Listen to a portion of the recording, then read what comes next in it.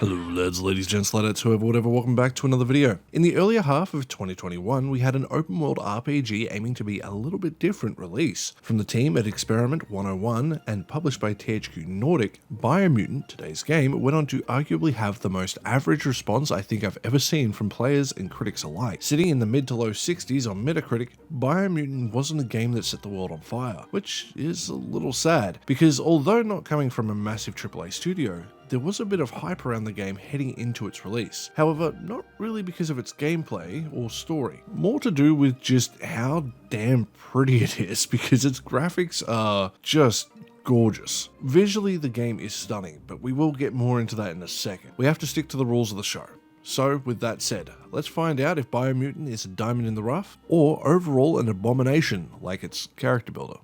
Sorry, I couldn't help that. As is the case with this series, we start out with our good factors, and I've already said one, with it being the easiest to praise. However, I will gladly say it again. Biomutant looks amazing. Visually, this is one of the best looking games in my opinion. Not because of super high resolution textures or fancy ray trace lighting, nothing like that, but simply the aesthetic of the game with its beautifully vibrant colors. It makes it absolutely outstanding to look at, because it has a ridiculous amount of vegetation in the world, making it feel so much more alive than just going for a barren wasteland, which they could have done given the theme. Now, it's not to say it doesn't have those sections. They are very well placed throughout the world as well. They all fit incredibly well. But what you might find surprising that honestly outshines this game's visuals for me is its music. The more I played, the more I fell in love. This is one of the best soundtracks I think I have ever heard in my damn life that no one ever talks about. It's not going to necessarily knock your socks off, but it fits the game so perfectly. I can't think of another soundtrack outside of Doom that just replicates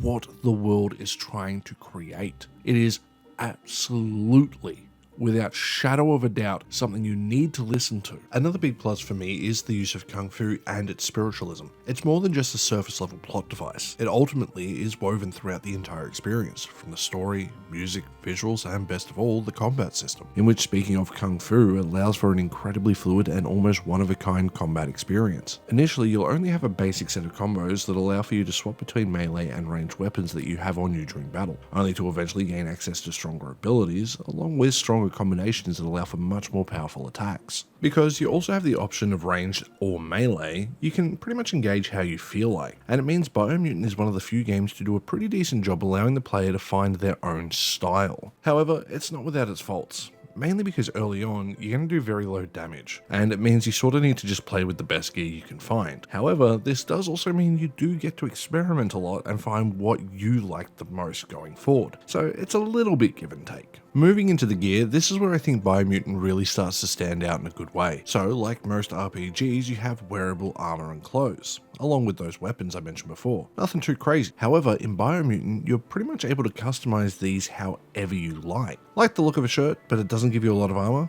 Put armor on it. Like your melee weapon's blade, but it doesn't reach far enough? Give it a longer handle. Your gun doesn't have enough punch?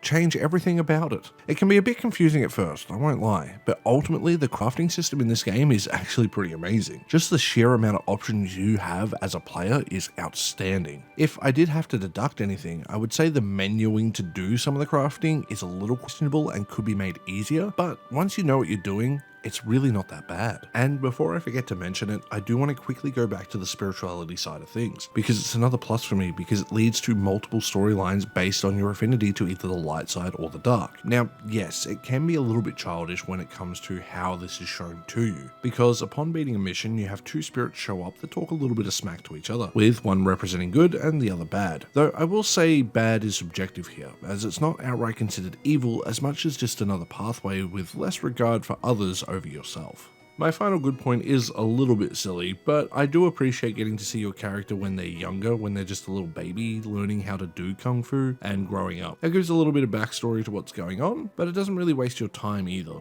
And he's kind of cute, and I appreciate that. Moving into the just okay, this is where I'll place the overall control of the game. Although movement feels pretty good, and the combat is a lot of fun for me at least, the game's control scheme can definitely feel a bit too clunky at points. Don't get me wrong, the default options for combat feel fine, But when you need to heal or swap weapons in the heat of battle and having to rely on the direction pad, then use the right stick in order to do things while you're trying to dodge, it can be very frustrating. Now, it's not impossible because thankfully the game does slow time down while you're doing this, but it doesn't fully stop. And although I appreciate it, it definitely means you can get a little bit overwhelmed if you're not particularly well versed in these type of games, or if you're bad at them like I am. Now, ultimately, the game's writing is fine. It's not amazing, it doesn't blow me away, and it has moments that are bad, but it also has moments that are quite touching. I wouldn't say it's anything special, so that's why it lands in the just okay. For the most part, the story is pretty generic.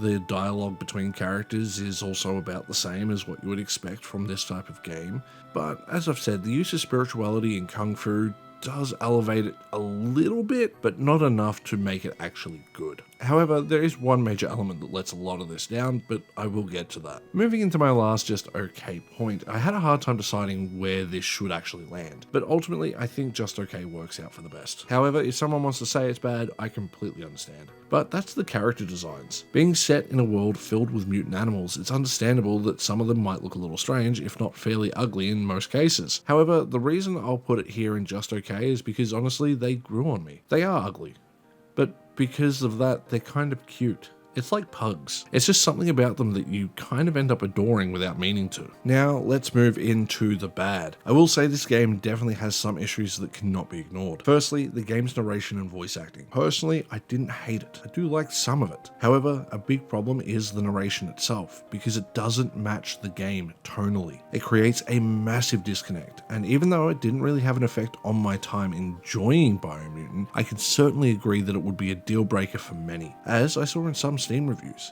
It's like having a bedtime story read to you, but you're trying to save the world from absolute destruction. It just doesn't mix. The second biggest flaw of this game is its over-tutorialization of absolutely everything you do. There are constant pop-ups, and it really hurts the flow of the game. Although I understand wanting to explain all the different systems that are in play, and there are a lot of them, a little bit of a hands-off approach definitely would have gone a long way. The third major point is this game's performance. Now, I didn't run into any crashes, thankfully, and that is good, but I did find that certain areas had massive frame drops, and it was pretty consistent too. I will give the game some credit because I was recording while I was playing, which will impact performance even if it is just a little bit, and I did have plenty of moments that were buttery smooth as well. However, when I tested it without recording software open, I still ran into those frame drops in the same locations, so I think it might be an engine issue. With that said, it doesn't ruin the experience, but it's definitely annoying having it happen quite consistently. There are some other minor complaints that I do have, but nothing that's going to affect anyone's ability to enjoy the game. If I had to sum it up, it's the most painfully average game that you can have fun with, and I kinda love it.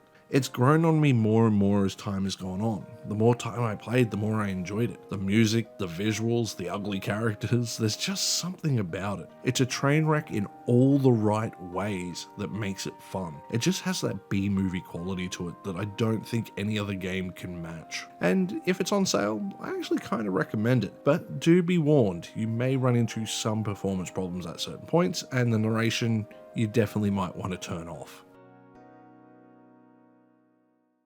So with that, lads, ladies, gents, ladetts, whoever, whatever, it brings us to the end of another video. I hope you enjoyed this look at Biomutant. If you've played it and you liked it or hated it, let me know in the comment section below, because I'd like to know other people's opinions. If you enjoyed the video, please consider hitting that like button. If you want to go that extra step, you can hit the subscribe button. And if you want to go that extra mile, you can support me on YouTube memberships, Patreon, or Ko-fi, like these lovely people here. And with that, I will see you guys in the next one. Stay safe out there. Bye.